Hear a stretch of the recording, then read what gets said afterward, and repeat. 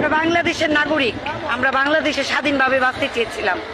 আমরা 1971 সালে যুদ্ধ দেখতে পারি নাই, কিন্তু 2024 সালে আমাদের আমাদের আমাদের পেটের সন্তানরা আমাদেরকে স্বাধীন মুক্ত বাংলাদেশ এনে দিল। আর খুনি হাসিনা শত শত মায়ের বুক খালি করেছে, তার পতন হওয়া দরকার ছিল। আর আমাদের আজকে এই স্বাধীন বাংলাদেশে স্বাধীন করেছে আমাদের ছাত্র জনতারা। আমরা কোনো প্রতিপক্ষ, আমরা কোনো দলের ক্ষমতায় বলছি না, আমরা বলছি আমরা 2024 সালে আমরা যেই ছাত্রগুলো শত শত মায়ের বুক খালি করে খুনি হাসিনা আজকে পলাতক হয়েছে, তার পতন হওয়া দরকার। ও তো কোনোদিন ছেলে মেয়েকে বুকে নিয়ে বাস করতে পারে নাই বাংলাদেশে, ওর ছেলে মেয়ে সবসময় বিদেশে মানুষ হয়েছে।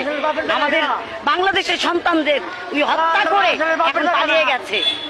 আমরা খুনি হাসিনার পতন চেয়েছিলাম, আর আমাদের ছাত্র জনতারে সেলুট জানাই, আর সেলুট জানাই বাংলাদেশের সেনাবাহিনীর লোকদের।